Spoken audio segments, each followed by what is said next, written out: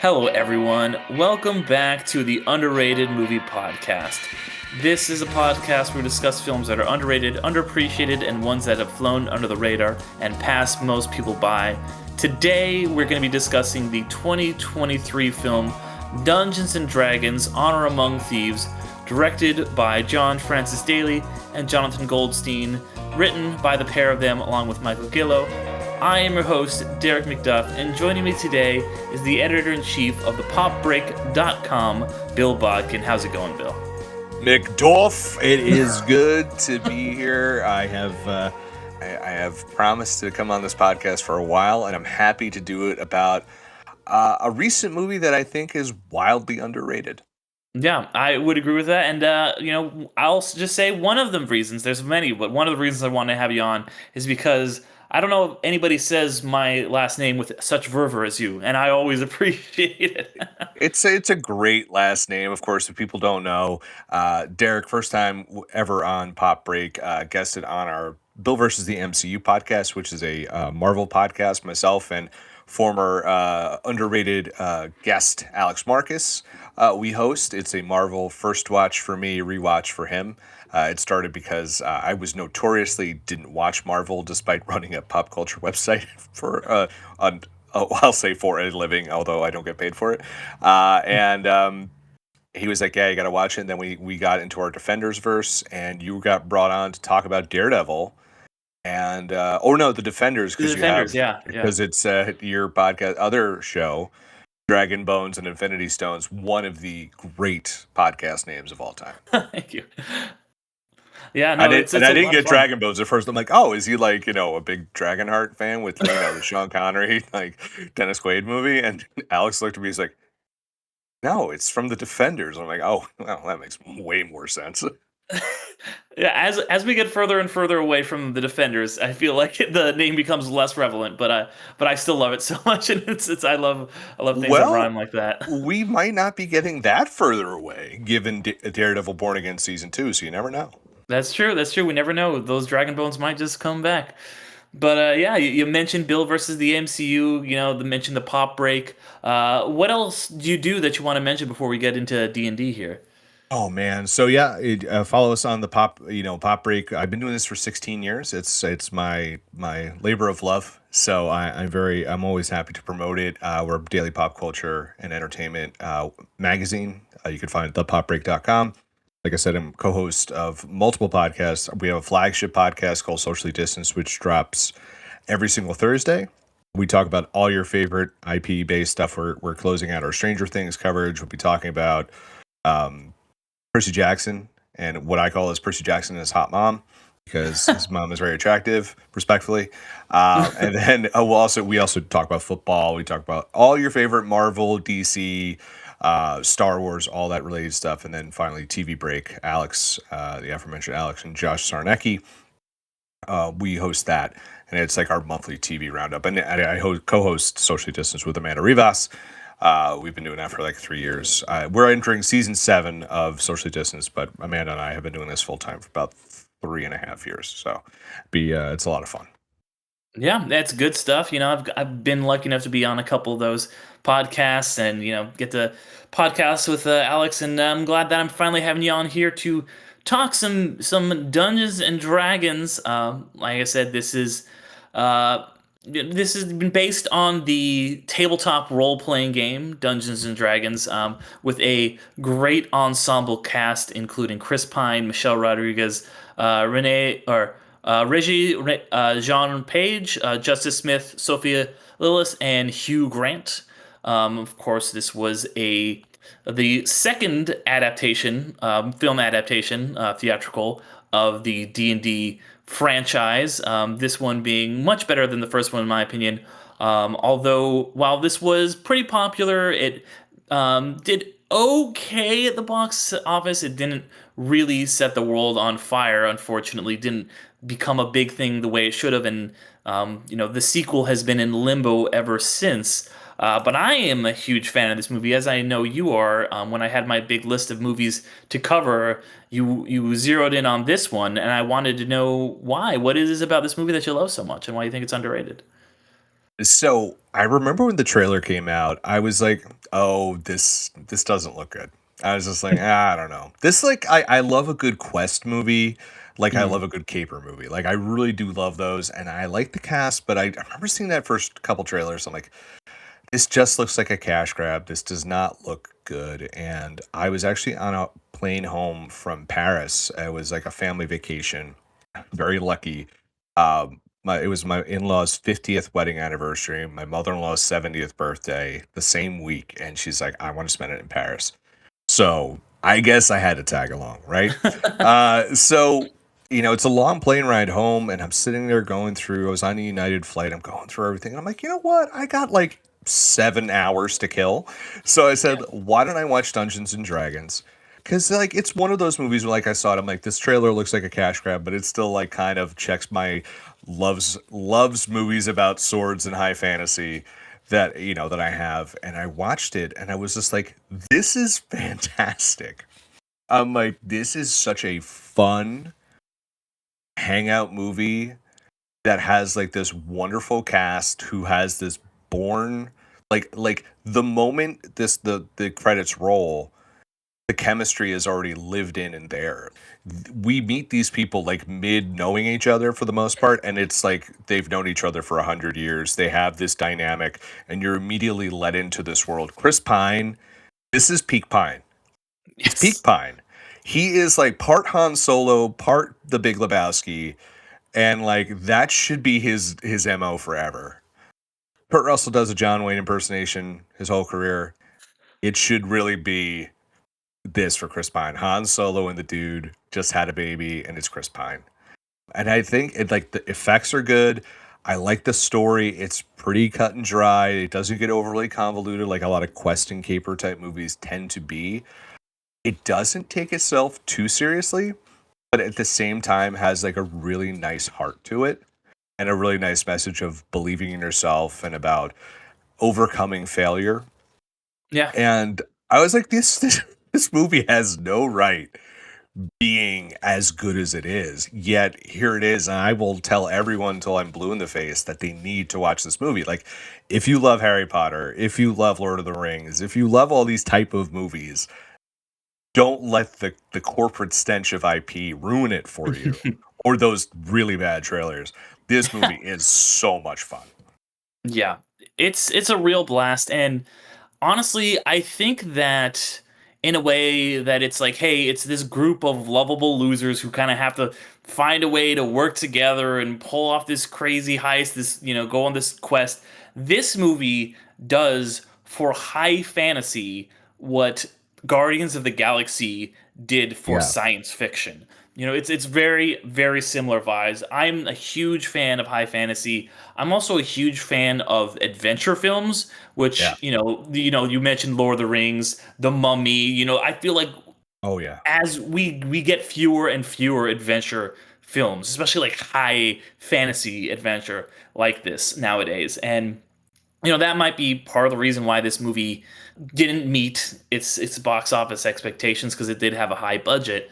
But yeah, the cast has this incredible chemistry, and when it comes to movies about magic that utilize magic, I think this movie does it in such a creative way yeah.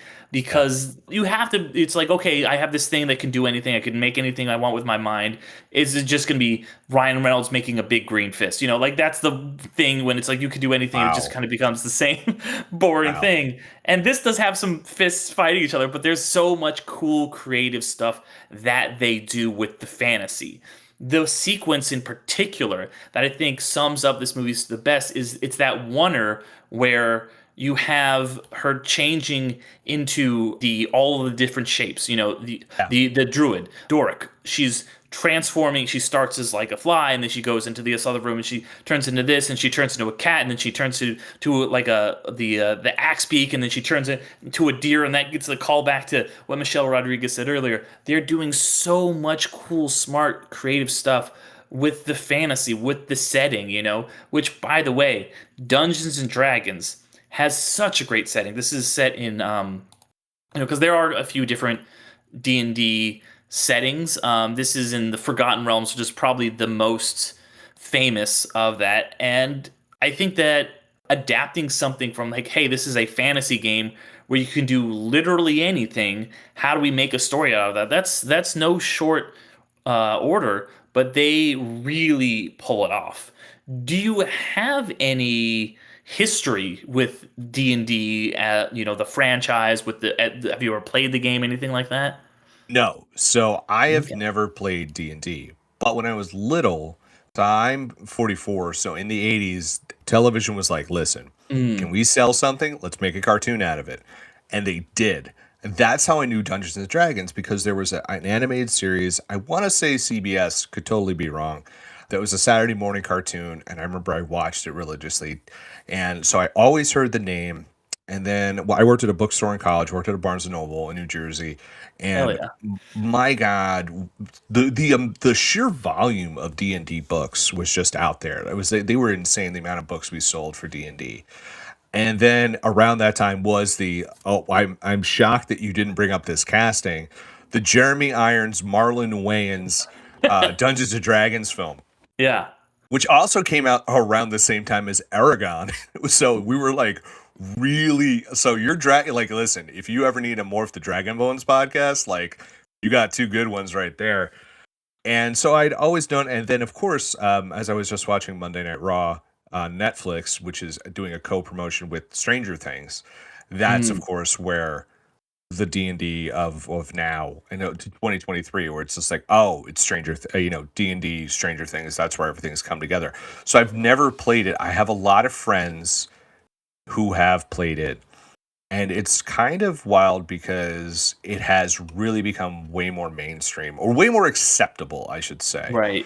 to be a D&D person. Because like, if you play D&D, you were like the kids from Stranger Things. Mm. You were the unwashed, you were the smelly, you're the weird, we don't Yeah. want to talk to you, you basement dwelling weirdo. But yeah, so like, that was my experience with this. But I have more experience with like high fantasy stuff. Like, I grew up watching, like, love Lord of the Rings, even though it's not high fantasy. It's Star Wars, has the questiness of it. I remember Beastmaster, Conan, like, more R rated. But there was stuff like that. I always was like a sucker for that. Mm. Willow being another one. That's a great one. That's a great, like, PG 13, sword and magic, high fantasy type deal. Also underrated, the Willow series. If you ever watched that on Disney Plus, I need to yeah, check it Drew, out. Yeah. you can't, because they took it off the Oh, right, series. they did. Yeah. It Well, it uh, takes about 4 episodes to find itself, and then it becomes mhm. the weirdest show ever, and I loved it for that. So I always like liked stuff like this. That's why what drew me to it, because I'm like, I always remember Dungeons and Dragons. It was a bad trailer, but then I'm just like, Chris Pine, man, there's something about him. Mm. He's made, like, he did that one Jack Ryan movie that people don't remember, but I Right. do. He was really good in it, and I love him in Wonder Woman. I haven't found a Chris Pine movie where I'm just like, you know what, he sucks in this. Maybe The Outlaw King, but that's a bad movie. That's just a bad movie. I don't think he's miscast in it too, but like, he's still fun. But like, there's not much Chris Pine that he's done that I'm like, ah, whatever. I'm not, unless it was like early, like, we want to make him like serious guy Chris Pine. Like, once he started being funny and like smoking aces and forward, he's been like a go-to for me. Yeah, and I think he's so incredible as Captain Kirk because a lot of the Yeah. people in that are kind of doing impressions of their famous actors, which is fine. Like, I think, a lot of them do a really good job of it, but he's more doing his own version of Kirk. He's Yeah. not doing a Shatner. And I think he really takes this role that is so iconic and makes it his own. So, yeah, I was really, glad to see him in this. I am a huge fan of D&D. But yeah, I actually I love that you brought up Stranger Things because I got into D&D right around the time it was blowing up and becoming more mainstream. And I think a big part of that is a result of Stranger Things because, like you said, when I was like in high school in the late aughts, I graduated in 2007. It really was the nerdy thing. Like I was a nerd in high school, but there's like another level of nerd. Oh, You know what like, I mean? as someone who's older than you, I graduated in 2000. If you Mhm. like, man, you didn't even admit that. If you kept that under wraps, you did not Right. talk about that at all. And then I started getting into tabletop. I had a few friends introduce me to tabletop, playing the Star Wars role playing game, and then got into D&D. And then for a few years, like getting more and more into it, I eventually started running my own campaign, bringing in my players and for some friends who had interest in it too. And then we see this movie, and as a D&D group, we all went and watched it. And I think it really does work as just like you were talking about, a really incredible high fantasy, adventure heist movie. It works if you don't know anything about Dungeons and Dragons. It works Yeah. so well. It's one of my brother's favorite movies. He's never played a game of Dungeons and Dragons in his life. I like that a lot. It's like if you don't know, you don't feel like you've been gate kept, and I think that I wonder if Exactly. that is also a reason it didn't work, like Mm, financially, is because people are like, I don't know D&D, so why would I go see this? And I don't think rare. they did a Yeah. great Yeah. enough to be like, no, this is for everyone. I say this about certain movies, like for example, Pop Break is named after Point Break, which is one of the greatest films of all time. That horseshit sorry, I don't know if I'd swear on this podcast, but You can that swear all you want. Yeah. that fucking disaster known as the Point Break remake, if you had called that anything else, people would have been fine with it. If you had Mm, called this movie Honor Among Thieves, I wonder how that would have done. yeah. Curious, like maybe it makes less because you had like the D&D connection, so people like yourself are like, I'm gonna go see it because it's D&D. But it's also like I wonder if like there's that great line from Ghostbusters 2 is like, guys, you're scaring the straights when they come out of like Yeah. the sewer and they're all covered in goo and they're like, we almost killed each other. But yeah, it's just like, did you scare off the straights by having it be D&D branded? Yeah, that's an interesting question because I do think that this film does exactly what, a branded IP should be, which is do that, like we talked about, be a really good movie that anyone can enjoy. But if you are a D&D player, I think you will get a lot out of it through that too. Through a way where sometimes that stuff feels crammed in, sometimes it feels gatekeeping. It never feels like that in this movie, where there'll be a reference to Baldur's Gate or whatever, or like things that actually exist. All the creatures that inhabit it, owl bears and axe beaks, like all these things, they're like actual from D&D things.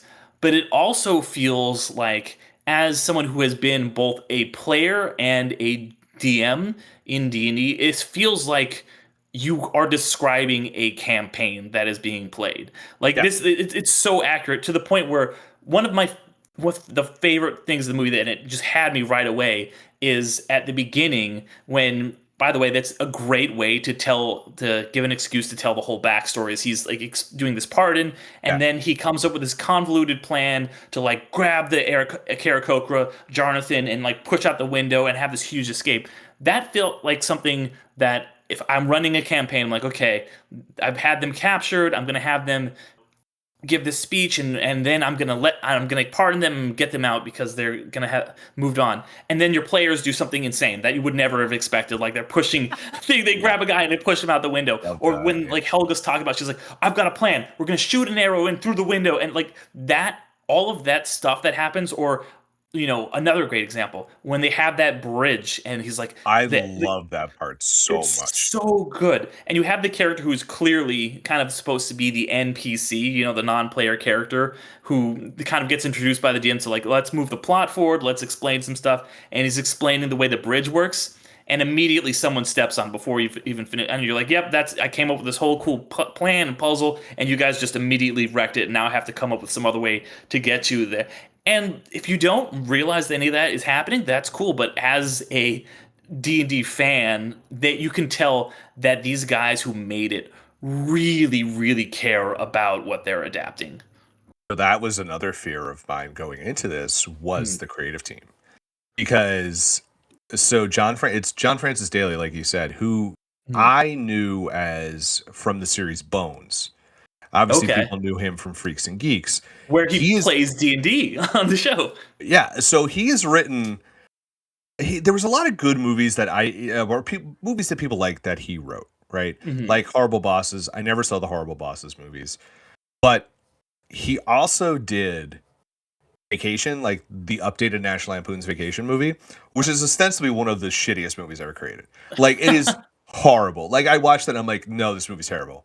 I just can't stand it, and I will not be convinced otherwise. Like people will That's be like, fair. oh no, I'm like, no, no, no, it's horrible. There's one joke in this movie, and it's like Chris Hemsworth has a huge penis, and that's the joke, and they play off of that, and it's like, all right, cool, that's a funny joke once, but and Mm. he did like Homecoming, which I was like, I like. There's certain parts that like I know he wrote, like they really went in on, and I'm like, all right, Mhm. whatever. But there's other parts that really work, and mostly because it's Tom Holland's charisma. And so I saw this, I'm like, oh, these guys, this isn't good. And then, but again, I was very pleasantly surprised when I saw this script. Like these are guys who loved it, but also like got like, okay, we can't go too hard here because we need this to make money. Yeah, I'm a big fan of his as a writer. Like I said, I've been a big fan of his.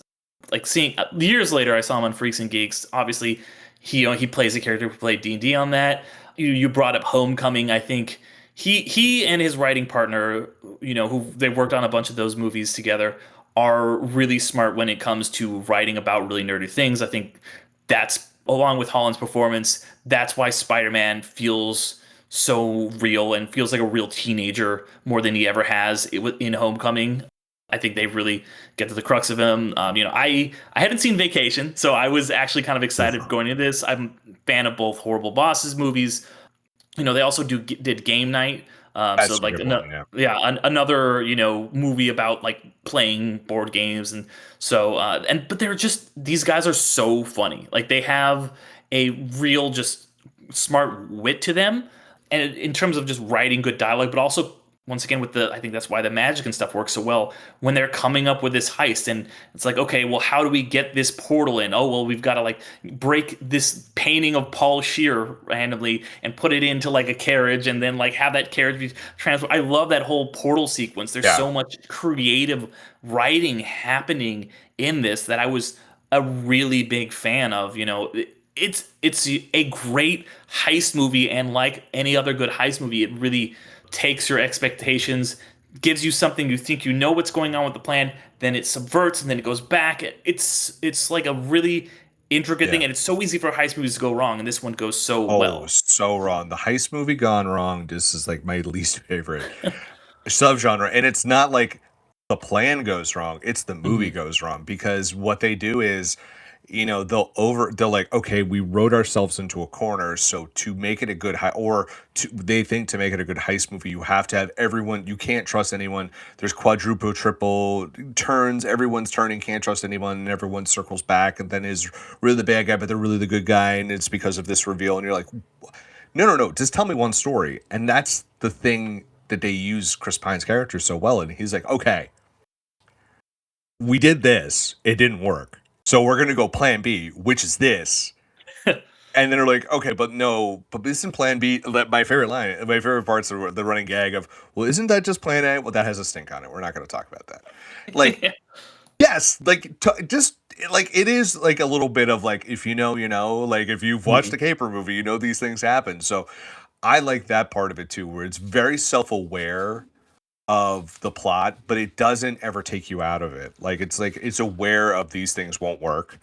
Like you Hmm. said, going back to like a weird decision. Like if I played D&D, I'd be like, yeah, shoot an arrow into the castle for sure. That would have been my thing. Like, Yeah. well, shoot an arrow in. What I'm saying, it's a kid. I'd be like, I don't know, fuck them kids. Like, this is a board game. Mhm. Like, this is not real life. If my kid was in there, I wouldn't shoot an arrow in there. But like, I don't know. It's fantasy. Come on, there's gonna be a three-headed dragon coming at me. All right, we'll miss the kid. It's stuff like that. Like I like they acknowledge the rules of the game without being cynical about it. Right, and it does feel like they pretty accurately captured different kinds of players. Obviously, you can tell which class everybody is. You're like, okay, well, Holga's a barbarian and Chris Pine's a bard. But even beyond that, it feels like, oh, there is the player that just loves to like run gung ho in and like slash everyone up. There's the player who's like, wait, we've got to have a plan. There's players who's like, okay, like they always roll poorly, but they've got a good made character. They've got to do some magic. So really good representation.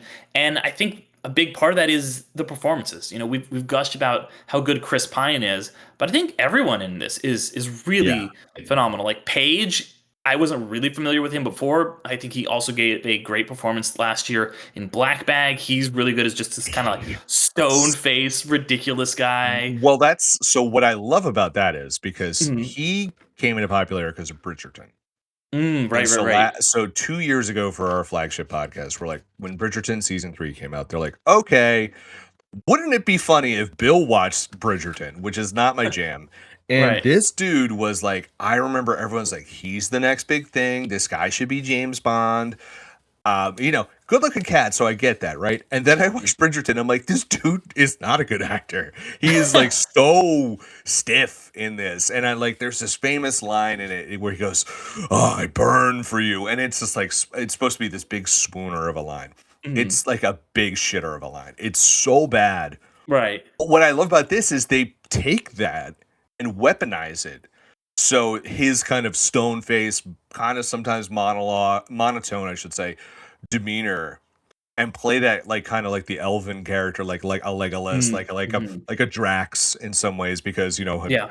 bullets fly, it wouldn't fly over my head, I'd catch it. He's very much a Drax character. You blame her mother. Yeah, and it's just like, and then he leans into it, and then you see he has fun with it, with especially with Chris Pine. He's like, I heard Mhm. that. He's like, I hate you. And he's like, I heard that too. He's like, oh, He I kind of like gives that smile. Yeah. yeah, and he starts having fun with that, but they definitely played into that, like, I know they take it a Jumanji reference going to board games, which is another really, the first one's a really fun movie. Yeah. A very Smolder Bravestone type of character. It's just like he smolders. And like that's that guy. He's a smolderer.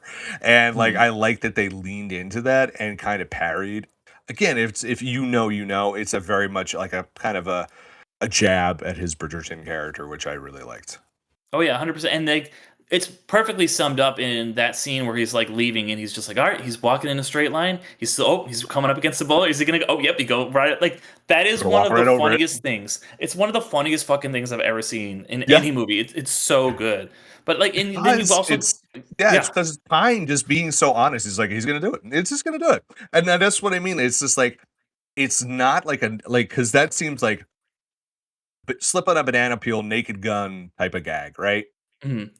But it never is. It's just like, no, that guy, yeah, he's gonna do this. It's son of a bitch. He just did that. It's just like you feel Chris Pine's like you are Chris Pine at that moment. You're like, son of a bitch, he's gonna do this. He's gonna walk right over it. Look at him. God damn it. Yep. And you just swearing to yourself about it for no reason. And that's how I feel about Michelle Rodriguez. I'm Oh, not the always best the of all. biggest fan of hers, but like I think this movie once again really plays with what she does in her persona really well, where she's always just kind of this stoic badass and just like like she's always like a cop or like a marine or something like that, and she's just like, we're gonna defend the Navi, and like whatever. And then this is like taking that archetype and just kind of making Yeah. it this big ridiculous thing. She's really good, and then of course you've got Justice Smith and Sophia Illis, who I'm huge fan of hers. She's incredible. They're great. And then I'm Hugh still Laurie. surprised she's not Squirrel Girl. I'm that so would be shocked. that would be very good casting. That was everyone said, oh, she's definitely gonna be Squirrel Girl, and I that's could never see happened. that. Justice Smith, man, Yeah. does not get enough credit. Like he's like you could do a whole episode of this show, but it's like him and Detective Pikachu is like Yes. he carries that whole damn movie. Yeah. Like I know it's like, oh, it's Ryan Reynolds as Pikachu. Yeah, but like Justice Smith does all the He's heavy lifting. he's really good. As the one I saw the neon glow. I Oh, can't I saw the TV glow. Yeah. Yeah, he's excellent in that. Mhm. So he's someone I think is going to have a really long and bright future because he can be a very dramatic actor, but he also can be like the silliest boy on the face of the planet, and I love him for that.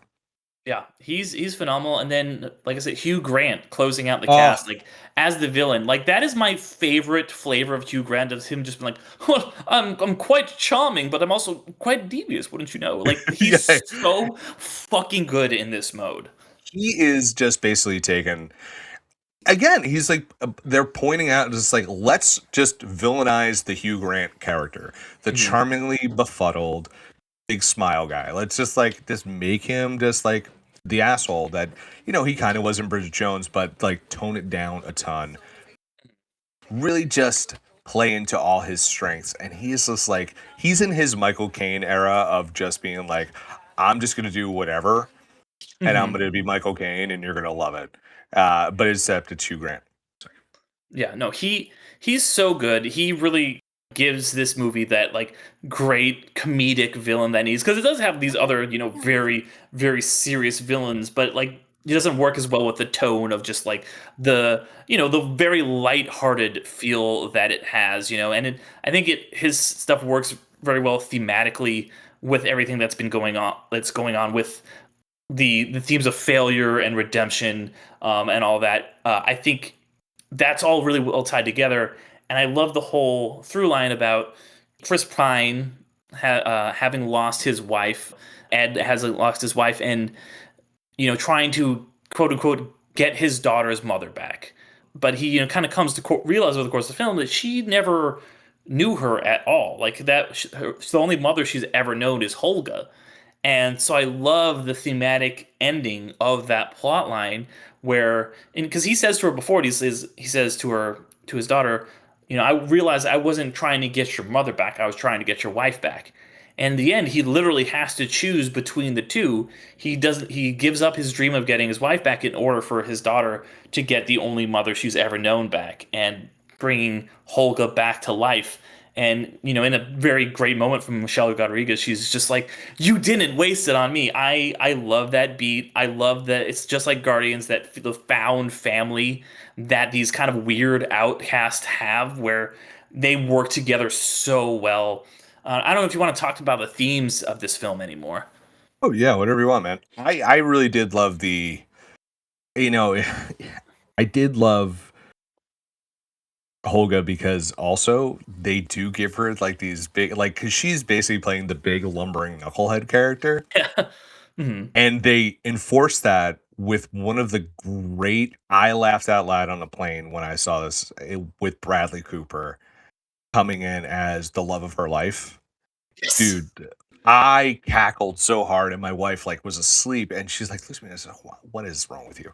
And but it's of all the people in the world, it's like multi-time Oscar nominated actor, writer, and director Bradley Cooper is playing the little love of Michelle Rodriguez's life in a Dungeons and Dragons movie. It's just a wild choice. And I think that's what makes this movie so great, is because one, it's just ostensibly hilarious, but two, it is like it really brings back the found family theme Mhm. of he's just like, you left, she's like, I left my tribe for you. He's like, yes, and you drank yourself to death almost just to forget it, and you made me cry, and you were miserable, and that really drives home that family part of it, and I really enjoyed that part. I was just like, wow, that's a choice you didn't have to make to be that serious about it, but they really did, and I really like that. Yeah, and like this is very funny, very action oriented, but there's also those very emotional scenes. I love the through line of the dragonfly that kind of comes to Yeah, represent Chris Pine's wife in this, where you see it a couple times, where you see him look at it see the dragonfly a couple times before you really even know what that means. And then there's a scene where you see what him encountering that dragonfly when his wife was still alive, and they're kind of hiding, and she has this whole thing about like she lets the dragonfly out while he's trying to capture it under a little bowl, and she's like, "You have to let it go." mm, And that kind of becomes his thing with her. He's like, "I realize I've been trying to capture, bring you back, get you back. I have to let you go for my own peace, for her peace, maybe because she's been, in another realm for however many years, but also for her daughter, and also for Holga. It's the right thing yeah, for everyone. He gives up what he wants so that he can help out what everyone needs, and also just them at the end agreeing to like kind of give the gold back. That was a really nice moment where it's saving everyone, so it's working with a yeah, plan, but it's also he's fulfilling his oath that he made. I love the scene where because he doesn't really, for people who haven't seen it, he was a harper, this kind of like person who was sworn to protect everyone. He gives that up, but then he swears on this, the Harper's Bible or whatever. You can, and that he's like, yeah, I'll redistribute the wealth, whatever. And he comes back around. He finds it again, despite the fact that, it's smarmy Chris Pine. You'd never think he would, but he does. I love that redemptive arc for him. Oh yeah, it's really smart because that's one of the worst the the ne'er do well does right. Mhm. It's just like here's all the riches. It's your Christmas Right. Carol ending, right? And it's sometimes those scenes can be so saccharine and Mhm. so artificial, and you're just like ugh, like I don't buy this. But this was just like, well, I was never going to spend it anyway. Like, in his heart, he would like a couple bucks. Like, money wasn't really the thing. Like, he robbed because he wanted a better life for his family. Right.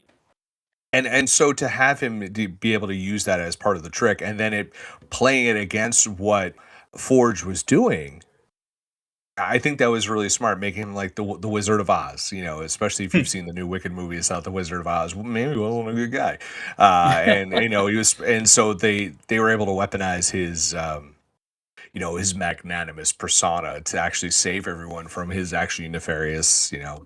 Well, I don't know if he really knew the plan, but to allow for nefarious things to happen, which I thought was great. Yeah, he definitely is, this kind of buffoon who is allowing, people to die, Yeah. and as a way for him to get rich. Like, he just doesn't care. Like, he's not nefarious, but he's also just incredibly selfish and going along with these evil people because he, thinks he's going to get a quick buck out of it. And then you have the heroes just go ahead and do the opposite of it. I love the little. It's very, like I said, very Wizard of Oz, but the balloon, the portal coming out of the mouth and just spilling to the crowd. I thought that was a nice touch, well done. And to switch gears here a little bit, I wanted to talk about, because you mentioned early on how you love the look of this film and how Yeah. good a lot of the effects are. Because this movie is done by ILM, so they do What's up? a. They're always the best. I love, if anybody out there should go watch the documentary on Disney Plus, I haven't Light got and a chance Magic. yet. It's so good and fascinating. It just talks about how innovative they are, both in terms of making really great practical stuff, but also great digital filmmaking and marrying the two in a way that often feels seamless. And I think that's what the best movies do, is that you have digital stuff, but for the stuff that you can't, and to marry it so seamlessly, like you having these big digital creatures, like a big fish guy or like a big cat person that gets swallowed and their baby gets swallowed by a fish that's only in one scene. They're going to make that. That's part of the reason why this movie didn't, turn out that well financially, because it cost so much because of that stuff. But the proof is on the screen. This movie looks Mhm. so good. In terms of like being a fantasy movie that looks great, what do you think about this? Oh yeah, it's up there, man, because it's just like we have come from just like there were a couple scenes here and there where there was a little jankiness, but like it's forgivable. What this doesn't ever turn into is this like pixelated soup, and Mm, you lose like the characters in it. That's the biggest sin of special effects and big budget stuff. It's just like, okay, we're in a huge CGI fest. There's nothing practical, there's nothing real. And what is lost in that sauce is sometimes like a bad action movie is just like it's the action, not the characters. No, it's the characters, not the action. You know what I mean? And that's where they lose you because they're so focused on we're gonna make cool looking action, but we're not going to base any of it in character. And that's what they did here. It's just like that final fight with, if people don't know, our villainous Sonya, I want to say, or what's like the main character villain's name again?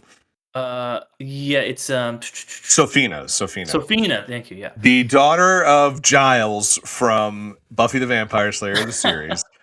Yeah, when you're watching that, for the most part, you feel in that, right? The magic, the Hmm. big CGI stuff is magic. So it's supposed to look different. So they could get their way around it because it's just like, okay, yeah, this rock hand, it's magic. This like blood vessel hand, it's magic. So like it's not gonna look real. It's gonna look magic. Hmm. But I always felt that Sophia Lily's character, Lilis's character, I always was like, yeah, she's gonna look different because she keeps changing into animals. It Hmm. always was, again, it was rooted in magic, so you understood it was gonna be magic, and it was gonna look different, but it still looked really good. I felt like the Colosseum, where everything happened, looked awesome. The big tidal wave looked awesome. The underworld was really good. Yes. The big fat dragon. We haven't even talked about the big fat Oh, dragon. oh, Fatty Lumpkin himself, man. He was great. I loved it. It was just like I was like, man, did they end up using this guy in the end? Like, did they give him some sort of vote of confidence and help him lose weight or something? Because I'm like, that would be a very on brand thing for this crew. Like Chris Pine's like, you can't use your fire anymore. You might want to lose some weight or something, like some sort of joke. But I'm glad they didn't, because I don't know, Yeah. maybe that would have taken things out of it. But I thought like the dragon sliding down the hill makes sense because big fat Mhm. dragon. Yeah. And everything it did was just like because it was big, cumbersome, and fat. So it was able to just like do things, and it all felt real. It felt very like logical. So I'm like, all right, that's logical. Yeah, they go up. Fat Dragon can't follow him because he can't fly. His wings are tiny because he's eaten too much. And everything I think was very, like I said, even though it was magical, like you got it. Like there were like it adhered to rules, and that's what I Yeah. like. There's like there are levels to this, there are rules to this, and they held true to that. They just weren't like, ah, well, fuck it, we'll just put the Fat Dragon and have him swoop in and save the day.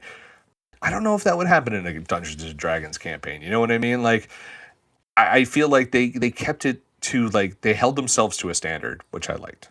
Yeah, and I love when a fantasy is has rules like that that make Yeah, sense. I was talking to somebody the other day about how much I love hard magic systems because they give you understanding and expectations, like so how things operate, which I think is very important in a movie that is so it's a heist movie. You have to know the rules and how everything's working because if it's just like, oh well, we can use the magic or whatever, and then like you just get the thing. and that was the running joke. It's just like, Yeah. can you just magic your way over? It's like not how it works, and it's like it's a good joke, but it's also like this is how this works. You can't just magic your way through stuff. And we've seen so many fantasy movies or sci-fi movies are the third act, random magic comes in or random sci-fi element is brought in. You're like, well, that sucks because Mhm. like you just again, you're invested in the characters, not just like the cool stuff they do. So if you're just like solve everything with cool stuff and it's not character based, like all right, well, that was fun or it's not memorable. Right.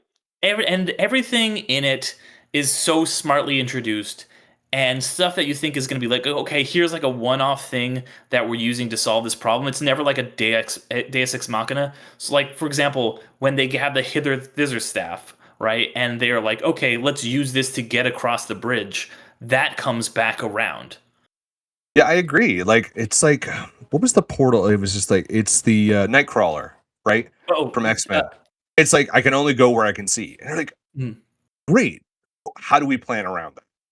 And that was that great scene with that. It's just like, well, how do I plan around this? And going back to your part with the heist, well, how do we go to a place we've never seen? And you get this wonderful, like, chariot, not, the horse-drawn carriage scene with multiple characters involved, which was great. yeah, and I think that like hard magic and that all definitely comes from the game because when you're playing Dungeons and Dragons, you can't just be like, well, I do this. It's like, okay, well, what spell are you using to do that? Like, what are you doing? And so it's rooted in the lore of this, and like I already talked about how much it ties into all the lore. One of the things you said earlier actually remind I just remembered right now that there is a reference to the old 80s D&D cartoon in this. Did you catch it?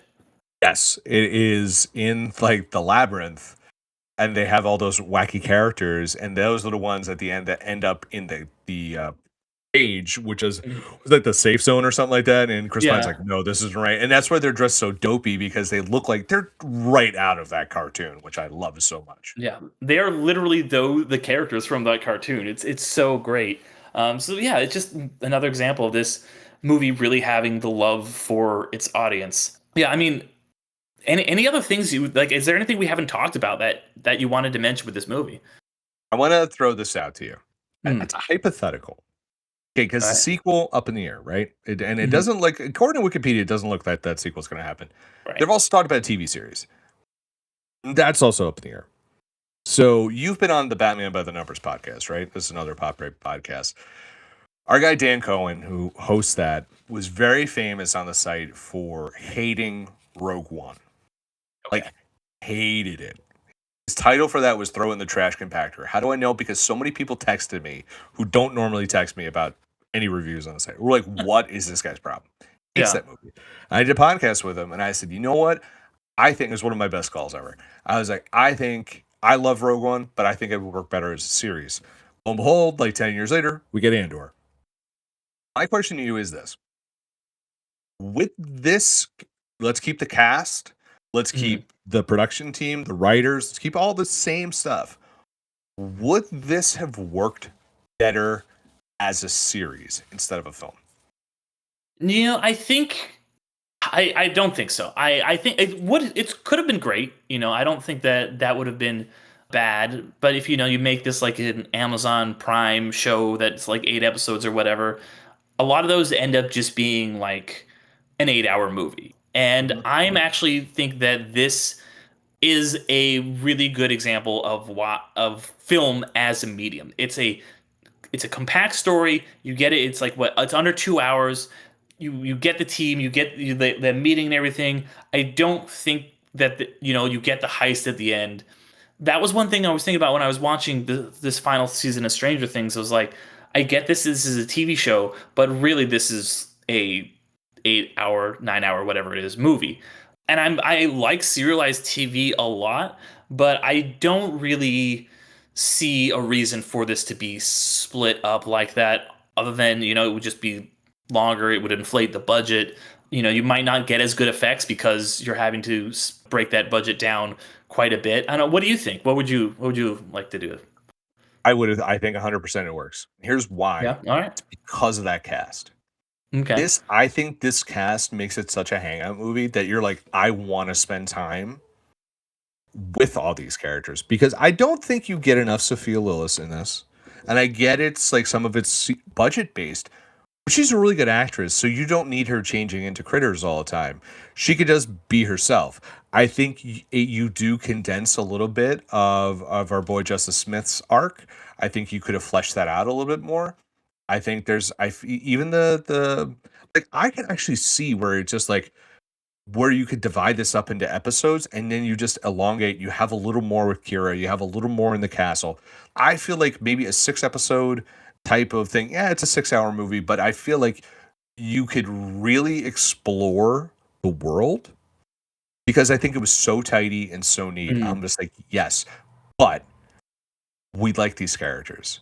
We want to see more of these characters. We want to be with more of these characters. We want to see them fail. We want to see this throw it back to that time where that finger thing did the thing. You know what I mean? Like once or yeah. twice. Like have I think it actually could work. It will never happen because of everything you said, because it has moved past the time on streaming where you're Mm, not going to see another Stranger Things type budget show anytime soon. Like right. you're not seeing an Andor budget or a Lord of the Rings budget. The other reason it won't work because it would be on Paramount Plus. And Mm, Paramount Plus is not a cool, and which is ironic talking about Dungeons and Dragons, but that's not the home for a show like this. yeah. It's the challenge, it's Survivor, it's football, it's UFC, it's all the Taylor Sheridan shows, although he's going to Peacock. They throw some people a bone with Star Trek. I was gonna say And that then some of the Star Trek nerds might cross over. yeah, but it's not enough. Like they don't push it as much as like holy smokes, do they push the Taylor Sheridan stuff? Like, Yeah. are they pushing UFC to an nauseating degree? And this is coming from a huge wrestling fan, but I think like it's not the home for that. If Netflix had announced this or HBO had announced this, now they're going to be the same company, so who cares? But if one of these had like they tried doing this with Mortal Instruments and it worked to Mm, like it didn't it wasn't what they wanted it to be. It was what I saw of it was good, but it wasn't a cultural phenomenon. This on Netflix or Max with that cast, I think could happen, and I think people would fall in love with that in a heartbeat because too many shows like Lord of the Rings was so serious, Wheel of Time, so serious. Stranger Things, lighthearted, but it's just like we there needs to be some sort of like lightness to it, and we don't get that with these shows. It's like, is there a sword? It's gonna be fucking dark, guys. It's Game of Thrones. It's just Yeah. like not everything has to be that. Imagine making like a lighthearted 6 episode series with this cast, with this story. I think it really works. You just won't see it because of the budget. But I wish for the day that we could get this because I think a Dungeons and Dragons series really could be a very profitable thing. Yeah, I would like to see it, Am I talking to you? Am I talking to you a little bit? A yeah, little I bit? mean, And by the way, the series creators have done TV. yeah, So it's and they're like, good at it. They're good at it. I don't want this movie to disappear, but if we did a follow up to it that was in the yeah. the I'm streaming world, I could see that. So then let me ask you, if you do get a follow up to this, we talked about how it's not likely, but it because it made just the amount of money where it could go either way. Like it wasn't a bomb, but it wasn't a hit. So it's like, does this get a green light sequel? If we do get the follow up, do you want to see a theatrical film or do you want to go and see it on streaming? And if from either way, what would you like it to be? I mean, I am a theater guy. I always will Mm. be. I love going to the movies. I think there are people like you and I and our mutual friend Alex and others who do podcasts who are all like, we love going to the movies. We really do. But I also like watching streaming things. I just think, unfortunately, just given like the fact this is a sequel to a movie that was, as much as we loved it, is not like such a sleeper film that like 25 years later people are like, oh, finally they're making the follow-up to this, or it was such a beloved hit. So I think it would end up on streaming because they're like, we're not going to take the chance of releasing this in theaters, we're not going to put $200 million into this. And I think you would get some of the cast back and you could make a fun film. I think Yeah. there is, and that's why I say it's like a series of work. Is like a season 2 of this, where it's like, oh shit, we have to break Forge out in order to get him Mm, to help us out, that bastard. You know what I mean? And they have to yeah. get him in there. Maybe he gets a redemption arc, and like we see where our wizard and our changeling end up together. I don't know what those crazy kids up to. You got to go Mm, find them. Like I think there is a lot of traffic. There's a lot of runway with that. mm. So I think there is a honest to God script you could write for this. I think John Francis Daley was quoted as saying, "We didn't intend this to be a film franchise." Like, you're out of your fucking mind. Of course you did. It's like, this is Yeah. IP. Like, Yeah. this is Yeah. not Yeah. like every movie that has some sort of IP base to it is like, yeah, you're looking for a franchise. Like, maybe we're not going to see Sinners 2, but Mhm. you're damn well sure we're going to see when that Super Mario Brothers movie hit, you knew Yeah. there was going to be a sequel. You know Right. there's going to Yeah. be another Minecraft movie, John Francis Daley, that you co-wrote. Like, you know what I mean? So there's going to be that. And I think there is room for that. And I think we could see it, but I think it ends up going to a streaming service, and I don't think you see Chris Pine return because he is expensive, I would say. Although who Yeah. knows? Right, because I do think the way that this gets made and the way that's been kind of talked about is like they would do a sequel that would be of a more modest budget, because this one's made for 150, so maybe the next one gets made for like 80 million or something like that. And yeah, maybe the way you cut off some of that budget is Chris Pine, or hopefully not too much with the effects, or maybe you just set it somewhere like less extravagant. Like there's plenty of places in the Forgotten Realms that are not insane. Like you could do what Wake Up Dead Man did, where it's like Glass Onion is set on a tropical island with all this insane stuff happening, and Wake Up Dead Man is set in a church in upstate New York. You could do something like that.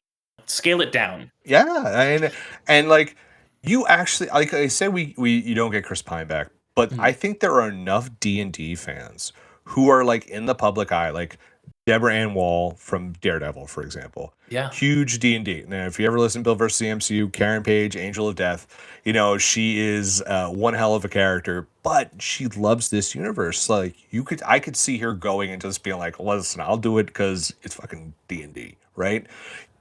it's becoming more popular. So you could see people being like, yeah, maybe I'll take a little less money to do this because I want to be in this film. We already talked about how, Stranger Things inflated the popularity of D&D, but there's also stuff like, Baldur's Gate 3. That's Yeah, oh that's a my game that gosh. people Yeah. love. One game of the year, like I didn't even know it was a D&D game, but I know what Baldur's Gate. Yeah, because yeah. I have a friend Jeff who's my boss at that bookstore. Mhm. Raves about Baldur's Gate games. And I'm like, and then when I heard that, I'm like, oh, is that a video? Oh, that's that video game reference. I'm like, oh, I bet you it's a D&D video game. Like, I Yep. didn't know, but I know the Yeah. game. Yeah, so I mean, there's definitely, I think, a lot of opportunity to do something with this property. And I think, yeah, there's a lot of creative options. What So about I hope an something happens. what about an animated film? Because like I know Critical Role, and there's like there's that Critical Role series that's on Prime right now, Yeah, Mighty yeah, yeah, Nine. yeah. What happens if they're like, okay, we can't do this live action? What happens if we get the gang back together? We do it as an animated film. We could do a lot with it. Now, it does take time to make an animated film. My friend's in animation. It takes time. Would you be opposed to an animated film with this cast? I would not be opposed to it. I would say I would feel like that would be more like the animated Stranger Things spin-off that they're doing, where it's like this is just another thing that exists in this world. This isn't necessarily gonna be the thing.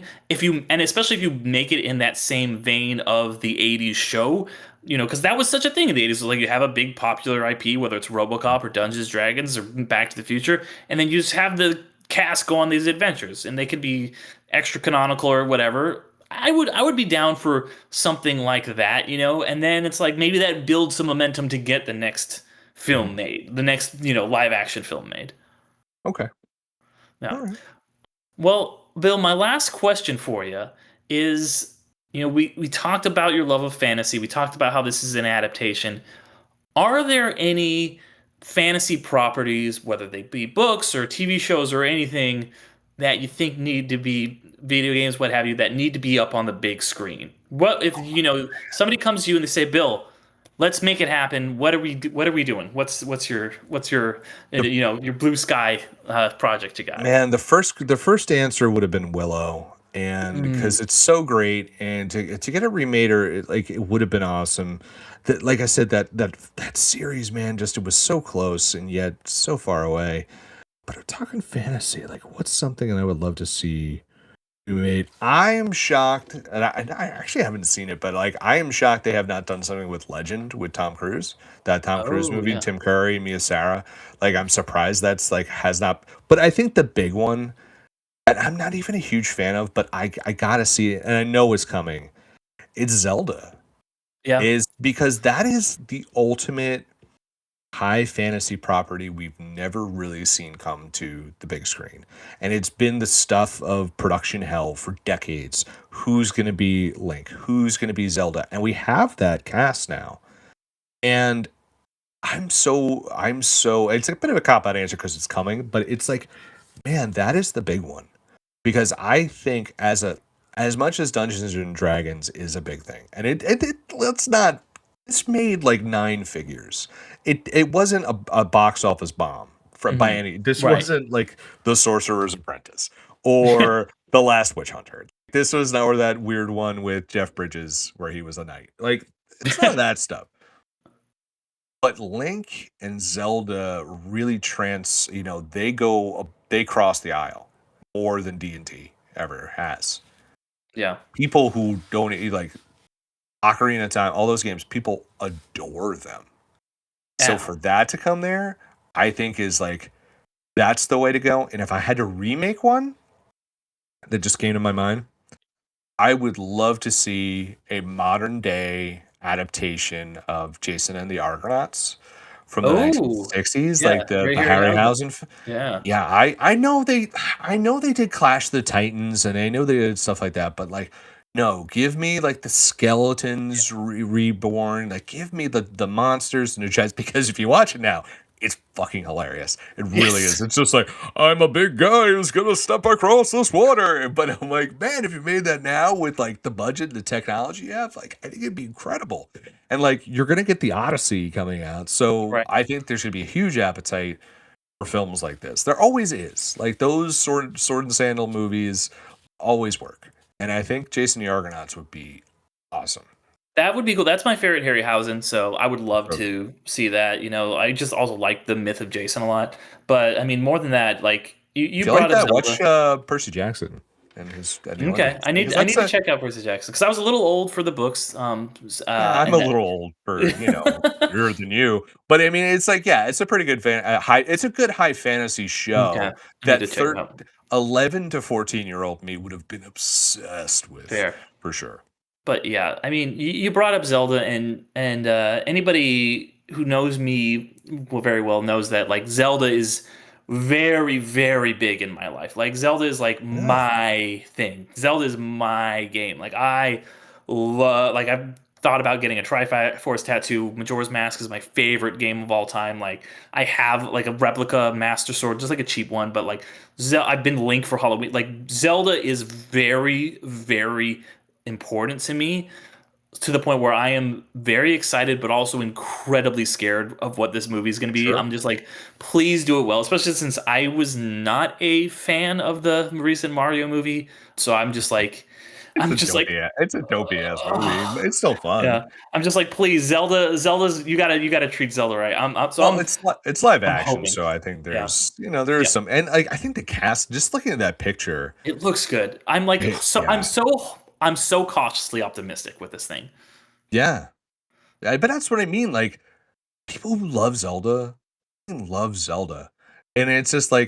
like if you're a wrestling fan, for example, I just saw his bus at my the rest stop outside of my house.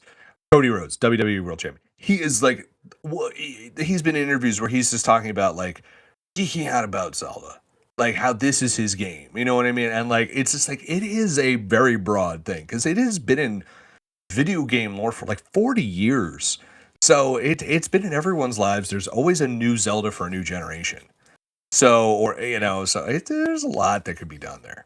Yeah, and it means a lot to me. You know, that was one of the things me and my girlfriend initially connected on was we both love Zelda so much. Like Oh my I gosh, like you are like this is like your Dude, soul, dude. it really I like made a whole like YouTube fake like not fake like a little like YouTube movie the years ago about me playing Majora's Mask and like I've been on other podcasts like covering Zelda. So it's very like I said I'm happy that it's live action.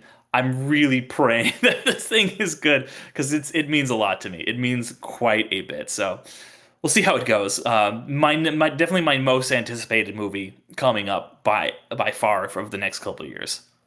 When is that actually due to come out? It's in 2027 at some point. I think it recently got pushed back. I don't know the exact date, but I know it's 2027. All right, hey, it'll be here before you know it. Yeah, but I'm in May 7th, 2027, and yeah, just the way video game movies have been going, I've been kind of optimistic because they're Yeah, a big thing now. that Street Fighter movie really trailer must have really got your heart, and Yeah, I'm excited. I'm excited. I But will yeah, watch it for sure. so I'm excited. I'm excited for that one. I love video game adaptations. They were really bad for a long time, and now they're starting to get good. We talked about Detective Pikachu. That was another one because Pokemon, besides Zelda, is like my other big franchise when it comes to games. So that movie meant a lot to me. But to pivot back to what I had been asking you, if I was gonna see my an adaptation of a fantasy thing, and this will never happen because it's like an out of print YA children's series by Garth Nix. It's called The Seventh Tower, and it's just like Yes, this. I've heard Have of you it. ever Yeah. you know The Seventh Tower? I've heard of it for Okay, sure. I don't think I've ever yeah. read it, but yeah. Yeah. It's just very just like it's got all these insane unique concepts, just really cool fantasy world. It costs a lot of money, but I could see that being like a show, like it could be a cool, really cool fantasy show with like all the Oh yeah. magic and the shadows and like the ice world below them and stuff and the sunstone. So that would be cool. If anybody out there has read Seventh Tower, please hit me up, let me know. But yeah, that would be my choice. But definitely, I think Zelda is a very good answer. But yeah, man, this has been super fun. Thank you for coming on and talking about Dungeons and Dragons: Honor Among Thieves with me. Of course. What one more time before you go? Where can people find you and the Pop Break? Oh gosh, this will take a minute. So, my name is Bill Bodkin. I am the editor in chief and co-founder of the popbreak.com. We've been doing this for 16 years. We cover everything from movies to TV to music, pro wrestling, anime, comic books, fashion, football. We talk about tons of stuff. Follow us on all forms of social media at the Pop Break. Unless it's YouTube, we are at popbreak.com. You can see some videos I've taken from wrestling media scrums and how I need to take videography lessons. You can follow, I have 3 podcasts. One is called Socially Distanced. That is our flagship weekly podcast. It drops every every Thursday. It drops every Thursday on all your favorite streaming platforms under Socially Distanced. I am Bill in the Bill versus the MCU podcast. We are currently entering our Spider-Man era. We are going to be talking about all Spider-Man movies leading up to Brand New Day. Our first episode this year will be about the Raimi Spider-Man films. I do that with Alex Marcus, and then TV Break, which is our monthly TV podcast. We did our 2026 TV preview. We talked about HBO's very popular show, Heated Rivalry, and we also just talked about Netflix's utter dominance of the world over the past few months. So you can check all that out. And Derek, thank you so much for having me on. I've been glad. Can I leave an underrated movie recommendation? Please, yes. I have 2 of them for you. All right, yes, please. One is a big silly. It's a big silly movie. It's called the Ministry of Ungentlemanly Warfare. It's a 2024 film directed by Guy Ritchie, starring Henry Cavill. It is an Alan Rickson, Isa Gonzalez, Alex Pettyfer, and Henry Golding. It is a Guy Ritchie directed World War II movie about a bunch of guys who have to go on a prison break and basically are like the first iteration of like spies and like a Delta Force in the British Army. And it's a big, fun, with some serious notes, World War II action film. Henry Cavill's having like the time of his life in this film. It is such a fun movie. Has some good stakes in it, great action sequences, some really good comedy. Highly, highly recommend that. And the other one, a little more serious, it might not be underrated, but I think underviewed, is The Road to Perdition. I don't know if you've ever seen that. It's with directed by Sam Mendes, starring Tom Hanks, Daniel Craig before he's James Bond, Jude Law, and Paul Newman. Tom Hanks plays a hitman for the Irish mob, whose family is murdered, except for his one son, who he doesn't have a great relationship with, and they have to go on the road as they're being hunted down by Jude Law in his most scuzzy role ever. And Paul Newman plays the head of the Irish mob, and him and Tom Hanks have some great scenes together. And there's one scene in the finale of the film, or one of the finales in the film, that is just beautifully shot. The ending is a haunting ending.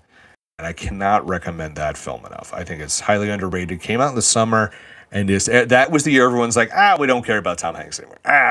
Too many Oscars. Yeah. Who cares? But it was great. So I recommend Okay. this. I've been Road to Perdition has been on my list for a very long time. I need to watch that movie. It's great. I fucking love the Ministry of Ungentlemanly Warfare. So good. I saw that on the plane too. So good. It's so good. That was in my top 10 movies of 2022 when it came out. I think it's fantastic. It's very Inglourious Bastards coded. You get to see a lot of Nazis just getting shot in the face. It's pure Guy Ritchie, just awesome action. Yeah. I love it. Honestly, I will probably cover that movie at some point because it is a favorite of mine. It is very adjacent to a 1970s Clint Eastwood film called Kelly's Heroes, which is another heist film. It's like him, Telly Savalas, Don Rickles, Donald Sutherland. Where there are a bunch of U.S. Army guys who are like, you know what? Let's go steal Nazi gold. Hell yeah! It is great. Yeah, nice. Yeah, I need to see that one too. But yeah, please, anybody you listening, go watch the Ministry of Ungentlemanly Warfare. If you love that one, you will just be like, I know where Guy Ritchie got all his inspiration for this film. Nice, awesome. Well, thank you for being on, and thank you for everyone for listening. This has been a blast. If you guys want to hear more of my stuff, you can go to underratedmoviepodcast.com. I also do a few shows besides Underrated. I also do the aforementioned Infinity Stones and Dragon Bones, where whenever there is a new Marvel property, I will talk about it there. I also co-host the Midnight Film Society with my buddy Damien, which comes out every other Friday, where I will talk about kind of more recently released stuff. I haven't recorded it yet, but it'll be out as a bonus episode. We always do our top 10 films of the year, so I'm going to be talking about my top 10 of 2025. You can listen to that now either on that feed or on this feed. And then on my Patreon, if you guys want to go to patreon.com/underratedmoviepodcast, I am doing a bonus podcast releases on the 15th of every month called A Minute Deus. It is done in the movies by minutes style of podcast, but instead of just doing 1 minute at a time, I'm doing 15 minute at a time chunks of Amadeus Director's Cut. So that is going to be going 12 episodes over the course of the year. We're covering 15 minutes because it's exactly 3 hours long. I've got 3 episodes of that recorded so far.